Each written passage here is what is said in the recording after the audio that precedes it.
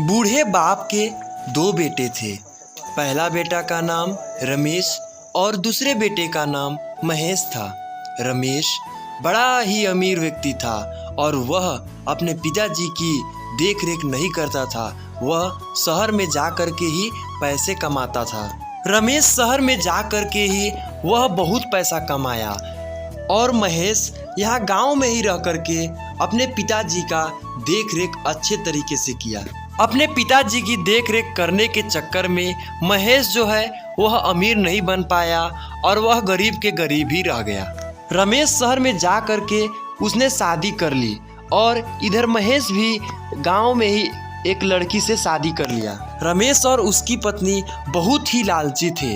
वे दोनों आपस में बात किया करते थे कि आप दोनों भाई आपस में बंटवारा कर ले। इधर महेश अपने पिताजी की देख रेख में व्यस्त था। महेश के पिताजी कहते हैं, क्या रे ओ बेटा महेश, इधर आओ तो महेश कहता है कि हाँ पिताजी बताइए।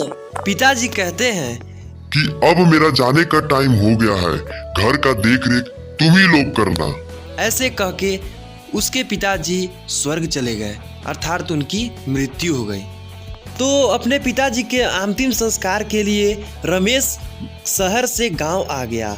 वहां आकर के उसने बोला कि अब तो पिताजी नहीं रहे, अब हम लोग जो है बंटवारा कर लेते हैं जमीन का। तो महेश कहता है कि भैया अभी तो पिताजी के मरे हुए एक दिन भी नहीं हुआ और आप जो है बंटवारे का बात करने लगे। इस बात को सुन करके रमेश और महेश दोनों भाइयों ने पिताजी का अंतिम संस्कार अच्छे से किया। कुछ दिन बीत जाने के बाद रमेश फिर से इस बात को खोलता है कि चलो भाई हम लोग दोनों भाई जमीन का बंटवारा कर लेते हैं। तो महेश कहता है कि भैया आप ही कागज वगैरह का काम देख लीजिएगा, बंटवारा अब हो ही जाए। मैं आपको बता दूं कि महेश उतना ज़्यादा पढ़ा लिखा नहीं था।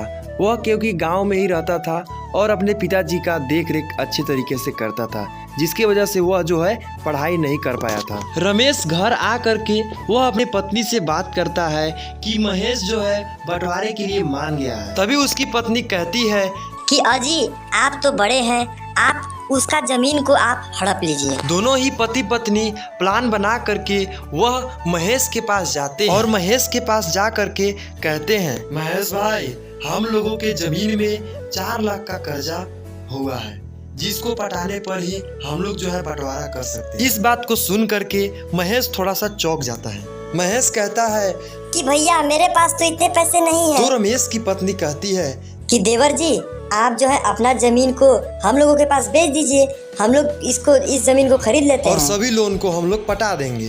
तो इस बात को सुन करके महेश कहता है कि ठीक है भाभी आप लोग जैसा कीजिए। तो महेश को कागज पे हस्ताक्षर करवा करके वे दोनों पति पत्नी शहर चले जाते हैं। शहर जा करके वे दोनों खुशी पूर्वक रह रहे हैं। तभी बैंक से एक व्यक्ति आता है और वह रमेश से कहता है कि रमेश बाबू आपके पिताजी ने इस जमीन को लेकर के 9 लाख रुपए का लोन लिए थे, जिसको अब आपको ही पटाना पड़ेगा। इतना कहकर बैंक वाला वापस चला जाता है। इतना सुन करके पति पत्नी दोनों ही बहुत ज्यादा रोते हैं। तो दोस्तों इसीलिए कहा जाता है कि लालच बुरी बला है, लालच कभी नहीं करना चाहिए। जो आपके पास है उसी में संतुष्ट रहना चाहिए।